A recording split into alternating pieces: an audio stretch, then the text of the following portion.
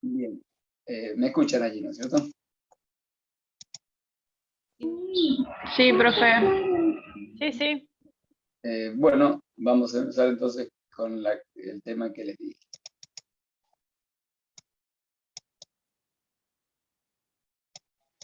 Voy a hacer un muy rápido comentario sobre el tema de matriz de riesgo.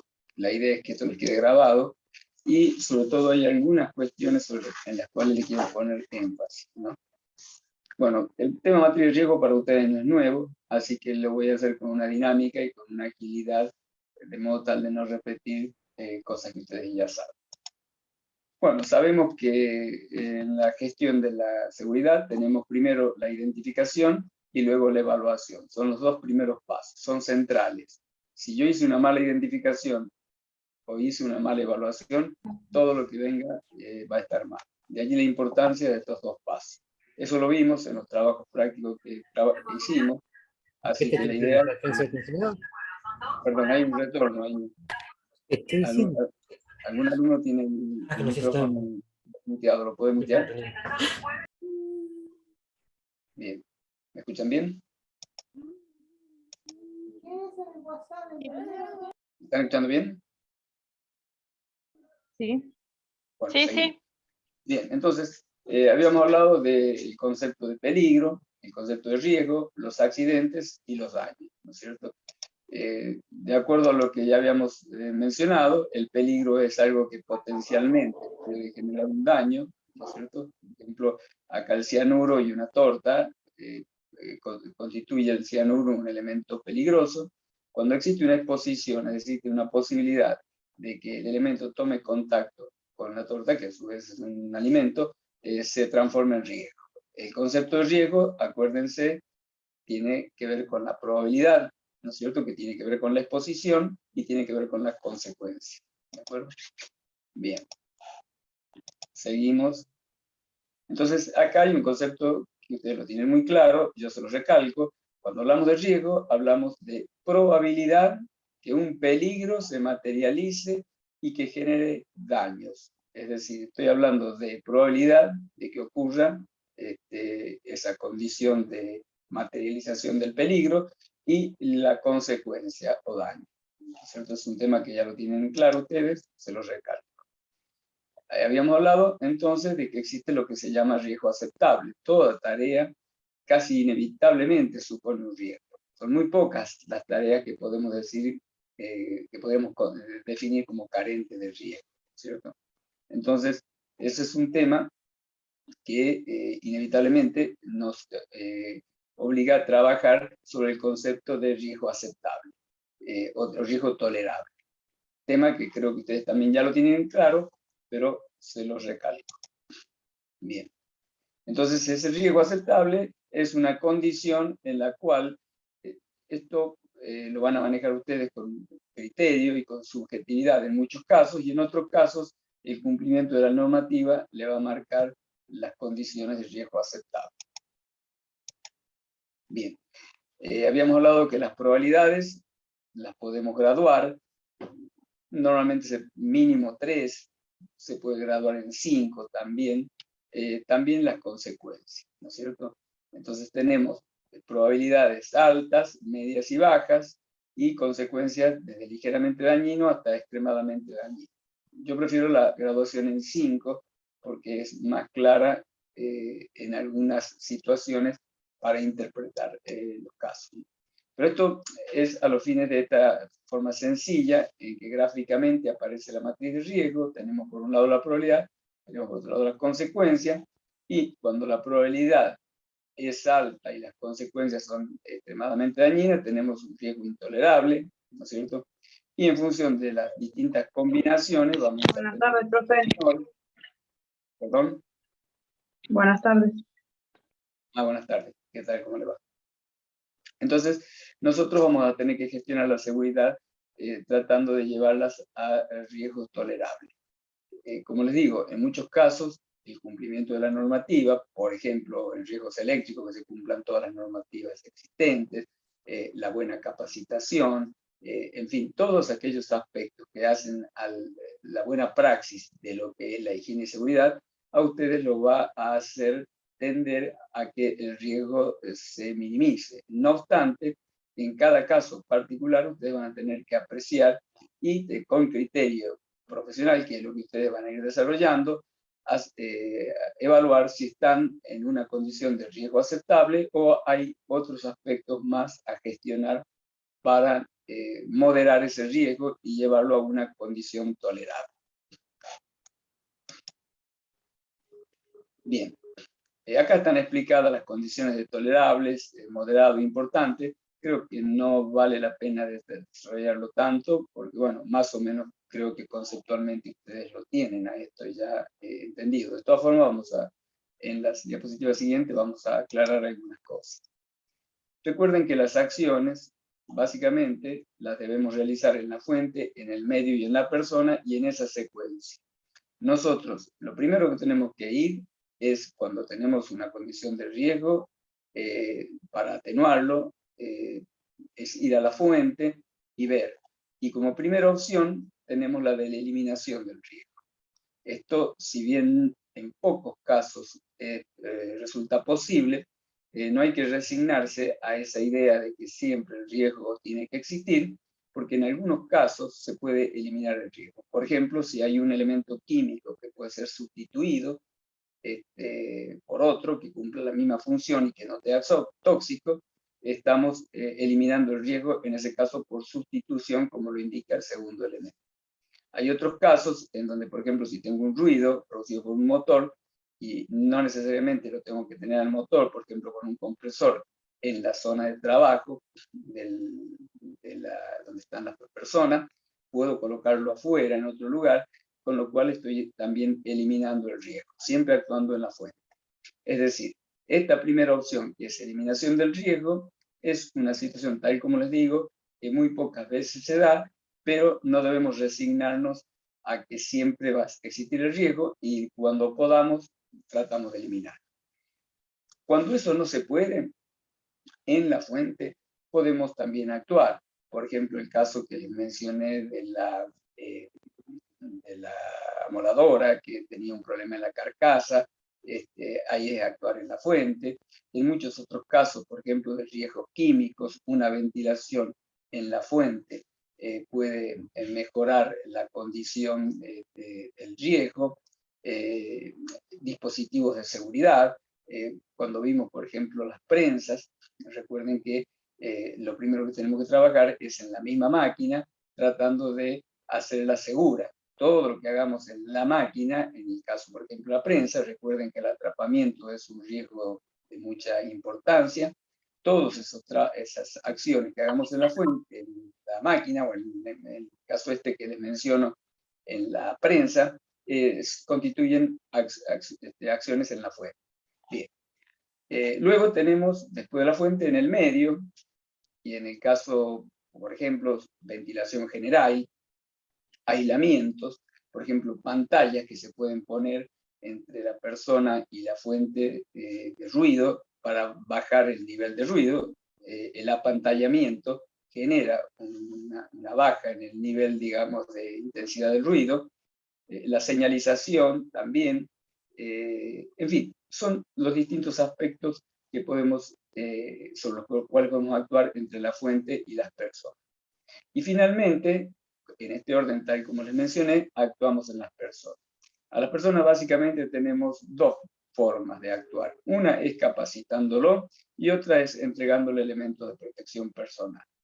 Recuerden que el hecho de que esté en tercer orden no indica de ninguna manera una cuestión de importancia. El actuar en las personas es esencial.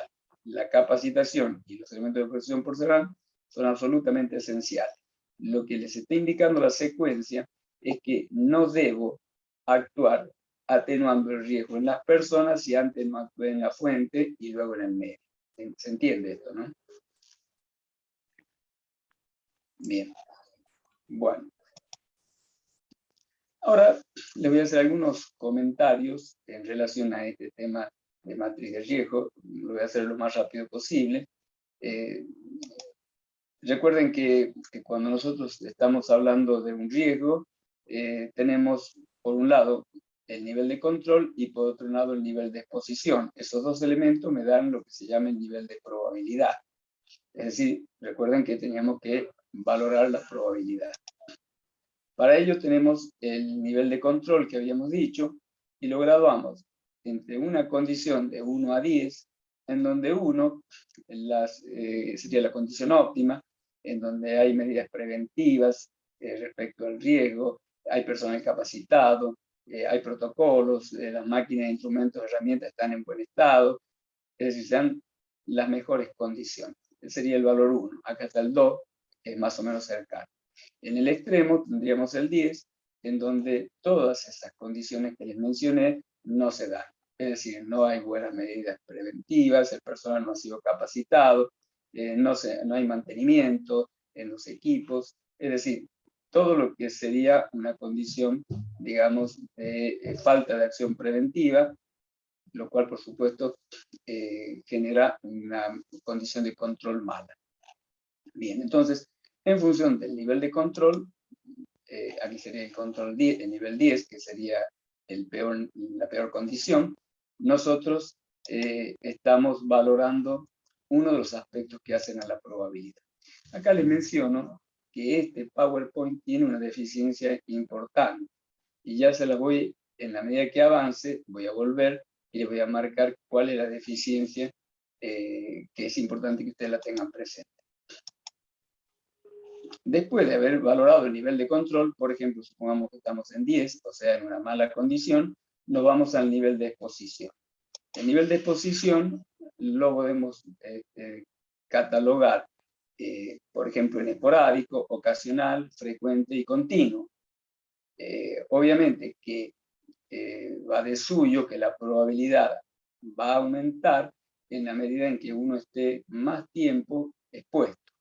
Es decir, en la condición de riesgo continuo, por ejemplo, la persona que está realizando una tarea con una máquina todo el día, las 8 horas que dura la jornada, estamos en una condición de nivel de exposición alta. Entonces, si yo tengo una condición de nivel de control, por ejemplo, mala, habíamos dicho condición 10, y tengo un nivel de exposición alto, 3 es un nivel alto, es una condición frecuente, estamos ante un resultado que me da 10 por 3, 30, y el 30 lo puedo considerar el nivel de probabilidad muy alto. Esto, si bien está puesto numéricamente, es un poco para que ustedes vean los aspectos que intervienen, pero no es tan válido este criterio numérico. Uno puede, sin recurrir a estos números, con criterio, interpretar la situación y valorar la probabilidad. Pero esto, como guía, ayuda. Tiene dos deficiencias importantes Power, sobre las cuales yo ahora voy a volver y les voy a explicar. Les había dicho, volvemos al punto anterior, que en el nivel de control había un error. ¿Cuál es el error en el nivel de control? Si ustedes se fijan en todas las condiciones que están dadas acá, el nivel de control, en ningún lugar hablan de la característica intrínseca de la máquina. Es decir, cuando yo hablo de nivel de control y hablo de que tengo todas las medidas preventivas, del personal capacitado, los protocolos de procedimiento cumplidos, las máquinas de controles están en condiciones adecuadas, sin embargo, no está valorado algo, que es la característica intrínseca de la máquina que hace a que la probabilidad sea mayor o menor. Un ejemplo clásico que yo les había mencionado es el de la amoladora angular manual. La amoladora angular es un elemento que intrínsecamente tiene una condición de riesgo alto. Entonces, por más que yo tenga el personal capacitado, los protocolos estén, la máquina esté en perfectas condiciones, yo aún así, que me daría un nivel bajo de probabilidad, la característica intrínseca de la máquina me hace llevarlo a un nivel más importante. Y ahora, ¿qué debo sacar yo como conclusión en esa situación? Que tengo que reforzar, en ese caso, todas estas acciones preventivas sobre las cuales yo puedo actuar. fundamentalmente la capacitación, por supuesto la buena condición de las máquinas. Es decir, insisto, la condición intrínseca también hace la probabilidad. Les puse el ejemplo de la moladora, el uso de la escalera, también es una condición de riesgo intrínseco. Entonces, no solamente esto que está acá, sino esa característica intrínseca también tenemos que tenerla en cuenta a la hora de valorar la probabilidad. El otro aspecto de la deficiencia que le marcaba es que cuando acá hablamos de nivel de exposición y decimos que si el nivel de exposición es esporádico, o es ocasional, o es frecuente, o es continuo, esto va increciendo, es decir, va en aumento en cuanto a la probabilidad, es válido en general. Sin embargo, acá les voy a mencionar algo también muy importante. En función de la experiencia anterior de los operarios, aún en condiciones esporádicas, el riesgo se hace muy alto. Por ejemplo, yo les mencionaba el caso de los accidentes hogareños. Si bien es una condición esporádica, la persona, por falta de experiencia, tiene una mayor posibilidad, o probabilidad, mejor dicho, de tener un accidente que alguien que está en forma continua expuesto. Les voy a poner un ejemplo que es muy útil en este sentido. En el año 2013 se produjo una caída de granizo que fue famosa en la zona norte. Yo vivo en la zona de Olivos, y bueno, toda la zona esta, Martínez, Olivos, hasta Tigre, fue destrozado por el granizo. A mí me destrozó el techo de mi casa y el auto. En ese momento, las aseguradoras trabajaban, yo teniendo seguro, vinieron directamente, ni se tomaron tiempo, me hicieron un cheque por una cotización que yo tenía, estaban abarrotados de demandas, y conseguir quién reparara el techo era un gran tema. En esa situación hubo muchos trabajadores improvisados, operarios, albañiles en general, que no eran techistas, que trabajaban como techistas. El riesgo del techista es un riesgo muy alto, y es muy importante que la persona tenga experiencia, y es eso más importante que el tiempo de exposición. Se dieron una serie de accidentes en esa época, incluso algunos de ellos mortales, producto precisamente que mucha gente sin experiencia específica en techo empezó a trabajar en esa actividad. Entonces, fíjense que esas personas, si los calificáramos en cuanto al nivel de exposición, podríamos decir que es esporádico o a lo sumo ocasional. Sin embargo, la condición de probabilidad de accidente era muy alta, porque precisamente su falta de experiencia los hacía más vulnerables.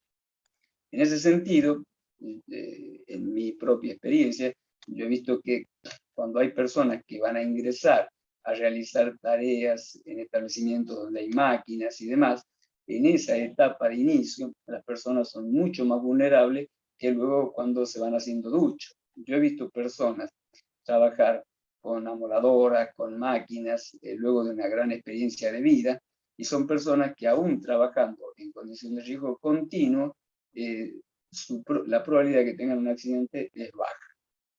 ¿Se entiende esto? Sí, profe. Sí, sí. Bien. Sí, Entonces, fíjense que siguiendo el orden de este Power en relación con el tema matriz de riesgo, le hice dos acotaciones importantes en relación con la probabilidad. Una vinculada con lo que sería el riesgo intrínseco de la actividad, ¿no es cierto? Puse el ejemplo de la moradora, en el caso de escalera, y el otro en cuanto al nivel de exposición, que no es únicamente ello, el otro aspecto que interviene, sino también la inexperiencia hace que en una etapa de inicio las personas sean mucho más vulnerables. Eso hay que valorarlo particularmente. Eso no está en este Power y me parece algo esencial. Bien. Bueno, entonces ya estamos con el tema de probabilidad. Ya habíamos visto que lo multiplicamos y tenemos un nivel. Habíamos visto el ejemplo de una mala condición de nivel de control y una condición de alta exposición, teníamos que me daba 30, y eso estábamos en un nivel de probabilidad muy alto. ¿cierto? Acá están graduados. Pero luego de esto tenemos que ir a las consecuencias. Ahí estamos en la probabilidad, como hemos dicho. Cuando vamos a las consecuencias, acá están graduadas también de 1 a 10. Yo le mencionaba que 3 es muy bajo, 5 es lo adecuado mínimo. Bueno, acá está graduado en una graduación más grande todavía. Tenemos 1, una condición leve, prácticamente no hay lesiones. Por ejemplo, si uno se tuerce un pie o tiene una situación de riesgo trivial, digamos, con consecuencias triviales. En tanto que en el otro extremo tenemos el mortal o catastrófico, ¿no es cierto? Entonces, en función de las consecuencias, acá, por ejemplo, teníamos 30 de nivel de probabilidad y 2,5 de consecuencia, me da un nivel de riesgo, 75, y cuando vamos al 75, acá está catalogado como riesgo importante. Yo les insisto en que no es importante que manejen estos números. Simplemente esta guía nos orienta sobre los aspectos que ustedes tienen que tener en cuenta. Recuerden que en la práctica ustedes pueden obviar hacer toda esta tabla y manejar estos números, pero sí es importante que tengan presente los aspectos que yo les mencioné a la hora de hacer la valoración. Por supuesto que hacerlo en forma escrita lo puede orientar a una mejor aplicación del método. ¿De acuerdo? Así que bien, esto es lo que les quería refrescar en materia de tema de matriz de riesgo. Y con ello vamos a pasar a otro tema sobre el cual les voy a exponer hoy, en la idea de que esta clase, como les dije, les quede grabada.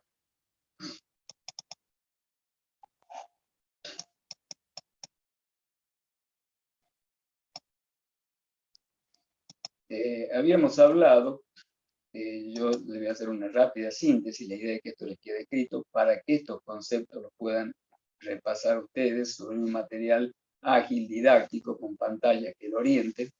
Y bueno, volviendo a un tema sobre el cual ya hablamos, recuerden que la gestión de la higiene y seguridad la hacemos en primer orden por una cuestión ética, luego por una cuestión legal, luego tenemos el tema de que impacta en la productividad, en los recursos humanos, afecta la imagen empresarial y aumentan los juicios laborales.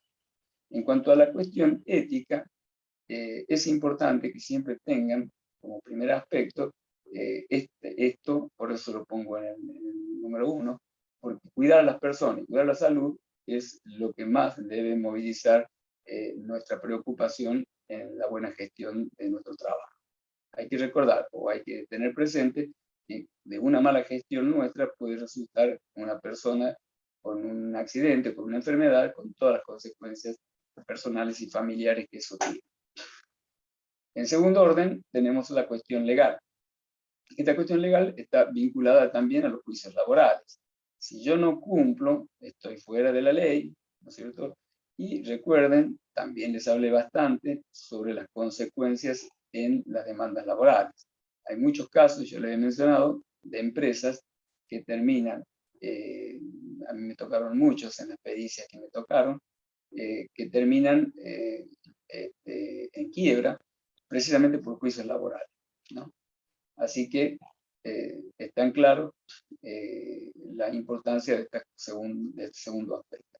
El tema de que impacta en la productividad, si nosotros generamos una mala condición de la seguridad, tenemos horas de personal ausente por enfermedades, etcétera, eso impacta en la productividad. A su vez, esa persona ausente obliga a que se sustituya por otro en el trabajo, y todo eso genera una disminución de la productividad.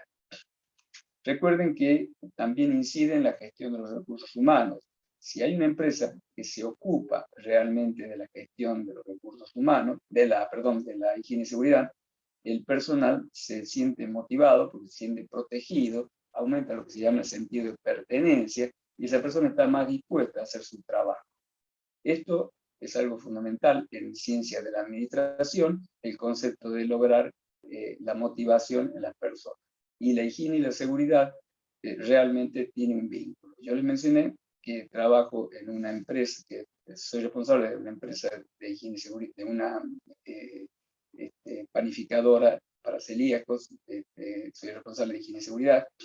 Hacen una muy buena gestión de los recursos de la higiene y seguridad, y yo noté con toda claridad la buena disposición de la gente hacia la tarea que realiza. Esto es un caso particular de empresas, no es muy común, pero se trata de una empresa de una mujer de origen alemán, que con ese criterio perfeccionista se ocupa realmente de del cuidado de las personas en higiene y seguridad. Y bueno, todo eso se ve materializado en la motivación. De allí entonces la importancia de este aspecto. Bueno, en orden a los costos, tenemos, como consecuencia de accidentes y enfermedades profesionales, tenemos costos directos, que son asegurables, y costos indirectos. Esto es importante porque a veces uno no dimensiona todos los costos que están implícitos en relación con la gestión de la higiene y seguridad.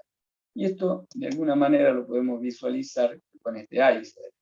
En el iceberg, ustedes saben que los icebergs tienen una parte que emerge sobre la superficie del mar muy pequeña en volumen, en tanto que tienen un gran volumen sumergido, ¿no? De allí es que uno se puede confundir cuando ve un iceberg. Obviamente que quienes trabajan en esto saben que lo que se ve es muy pequeño y lo grande está abajo. Pero bueno, esto es una simple relación para hacer una analogía con el tema de los costos en laboral. Lo que se ve, lo que son costos directos, es lo menos. Y en comparación, tenemos en costos directos la inversión directa en materia de prevención, las cuotas o aportaciones que se hacen por la alícuota a las ART, las primas o costos de seguros adicionales, esos serían los costos indirectos. En tanto que hay costos indirectos que uno le cuesta visualizar como el iceberg, y son el tiempo perdido de la jornada laboral, el impacto en la motivación del personal, del cual les hablé, los gastos por atención de demandas laborales, los daños causados en las instalaciones, maquinaria, equipos y herramientas, la pérdida de materia prima, el deterioro del ritmo de la producción, la disminución de la calidad, el incumplimiento de compromisos de producción. Generalmente suelen tener penalizaciones, ¿no es cierto? Esto también influye en la pérdida de clientes y pérdida de mercados, el deterioro de la imagen corporativa. Fíjense toda esta cantidad de elementos que tienen relación con los costos de la buena gestión de la higiene y seguridad, es decir, con las consecuencias que tiene las enfermedades y accidentes profesionales, y que es preciso tener en cuenta porque al margen de la primera de las motivaciones que yo le mencioné, que es la motivación ética, a la hora de interactuar con el empresario y justificar los gastos en los recursos en higiene y seguridad, es importante que ustedes tengan valorados estos costos y que el empresario también los tenga para que se entienda la importancia de la inversión en la higiene y seguridad. Ahora vamos a ver el tema inversión. Bien. Cuando nosotros tenemos inversión, tenemos una suerte de curva de rentabilidad. Fíjense, empezamos con un nivel de inversión muy bajo. Esto que está en esta parte, a la izquierda, ustedes ven, en el eje Y tenemos los costos.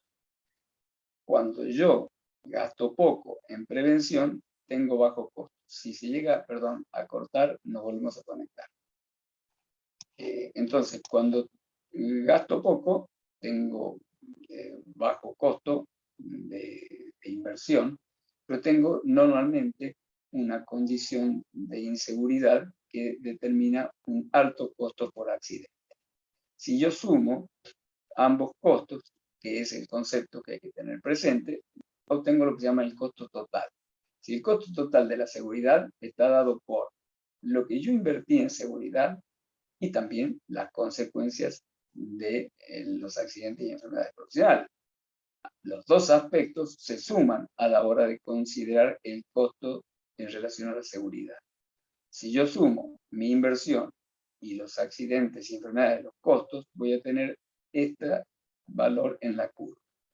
Si ustedes ven, en la medida en que vamos aumentando la inversión, se va generando una curva como la que tenemos acá. Y fíjense que esto hacia la derecha me está indicando el grado de seguridad. En la medida en que yo me voy desplazando, voy bajando los costos por accidentes, ¿no es cierto? Y el costo total, que es lo que importa, va disminuyendo. Es decir, que en la seguridad, todo lo que yo invertí me da rentabilidad, porque termina disminuyendo el costo global de la seguridad. Y este es el concepto que uno tiene que tener en claro y, bueno, transmitirlo al empresario. El empresario de esto conoce porque sabe mucho de costo, rentabilidad, pero bueno, el hecho de tener en los análisis de inversión implícito este concepto por parte del higienista le da un buen sustento a la hora de interactuar con el responsable de la empresa. Normalmente lo hace con el área de recursos humanos, pero es de allí donde va a tener las asignaciones presupuestarias y es importante actuar bien con este buen criterio de gestión. Entonces decíamos que van disminuyendo los costos totales, ¿no es cierto? Es decir, voy aumentando la inversión, pero voy disminuyendo los costos de los accidentes. Eso, desde el punto de vista de estas curvas, que son cualitativas, esto no tienen valores numéricos definidos, son curvas cualitativas para que se tenga idea de cómo se comporta este fenómeno. Hay un momento en que la inversión que nosotros sigamos realizando versus la disminución que voy a tener en los costos de los accidentes no me va a producir mayor disminución en los costos de la seguridad. Es decir, voy a estar acá en lo que sería el punto óptimo desde el punto de vista de la rentabilidad de la inversión. Pero acá les quiero hacer una salvedad. No hay que confundirse y quedarse absolutamente en esta cuestión de costo, porque hay ciertas inversiones que pueden ser o no aparecer como rentables. Por ejemplo, en una máquina, en una prensa, si no tiene doble botonera, hay que modificar, comprar una nueva prensa, eso es muy costoso, y nosotros tenemos que recomendar realizar esa inversión, aunque en apariencia yo no tenga un retorno directo, rápido de esa inversión. Pero también le hago una salvedad. Puede suceder que estemos en esta situación allí, donde yo hago alta inversión y en realidad estoy aumentando los costos. Pero también eso puede ser aparente, porque si yo, o si nosotros hicimos un cambio de una prensa colocándole doble botonera, va a ser un costo muy alto, ¿no es cierto?, que aparentemente no va a tener resultados en la rentabilidad. Sin embargo, si consideramos un accidente en una prensa, ustedes tuvieron un caso, la demanda laboral y las implicancias del juicio pueden hacer que esta curva que aparentemente va para arriba no sea así. Es decir, que aún esas inversiones importantes también sean rentables. ¿Se entiende? Bueno, Sí, este tema, este concepto de entender y valorar en términos de costos la gestión de la prevención es muy importante porque el empresario, además de tener también una cuestión ética con la cual ustedes pueden interactuar, y por supuesto se debería entender que la primera motivación también en los empresarios debe ser la cuestión ética, hay que tener presente que las empresas viven una situación muy compleja en todos los lugares, y particularmente en la Argentina, ustedes saben, sobrevivir es difícil, hay que producir, hay que tener en una condición, digamos, en donde los impuestos y demás hacen difícil la subsistencia de las empresas. Es decir, el empresario tiene que sobrevivir en una situación muy compleja y tiene que cumplir su objetivo central, que es la rentabilidad de la empresa. Entonces, con alguien que es el empresario que tiene que resolver esa cuestión tan delicada como es hacer la empresa rentable, quienes hacen higiene y seguridad, si no entienden este lenguaje del costo-beneficio y de la valorización de lo que ustedes le van a proponer, y el explicarle en términos de resultados económicos lo que eso puede implicar, es como que no se logra sintonía en la relación con el empresario. Eso sucede muchas veces, y yo ahora les voy a poner algunos ejemplos, con las consecuencias malas, y en muchos casos producto de que el que hace la gestión de la higiene y seguridad no entiende la necesidad de entender la cuestión de costos de lo que es la inversión en higiene y seguridad y las rentabilidades que eso supone. Finalmente les quería ver un ejemplo de una relación que es la llamada curva de Pareto. Hay muchos costos. Acá en el eje Y tenemos cantidad de situaciones a gestionar, ¿no es cierto? Y en el eje X tenemos costo de la gestión. Hay muchas situaciones que se pueden resolver con un bajo costo, ¿no? Y que pueden incluir, o sea, se multiplican en esos casos la relación costo-beneficio.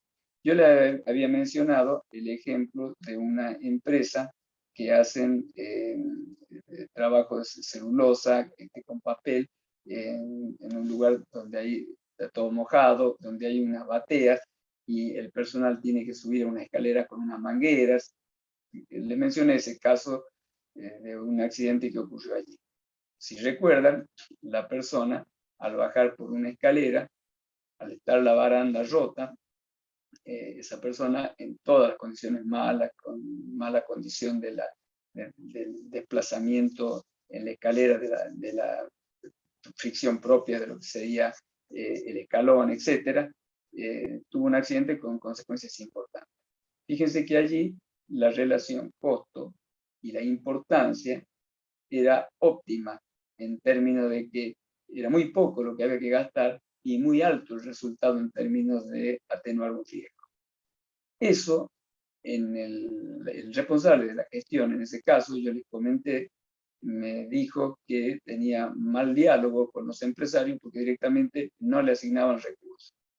Usó una palabra coloquial un poco despectiva, en el sentido de que directamente no eran considerados, ¿no? Ahora, yo con toda franqueza vi allí lo que sería una falla de él, porque si él se lo presentara al empresario en términos de costos y le dijera, mira, acá vamos a resolver algo de muy bajo costo, pero vamos a evitar una consecuencia importante, podría seguramente haber tenido una mejor respuesta. De allí es que yo le menciono el hecho de no llevar lista de recomendaciones, sino entender aquellas que son prioritarias y valorarlas en términos de costo y de beneficio para poder tener un diálogo eficiente, efectivo con el empresario. ¿Se entiende este tema? Bueno, yo les hice algo muy resumido en la idea de que esto sea ágil y con pantallas, refrescando un poco los videos de la clase que di, me di cuenta, yo mismo fui un poco autocrítico, me di cuenta que no es lo mismo un video ágil y además cuando tiene pantallas es más didáctico, entonces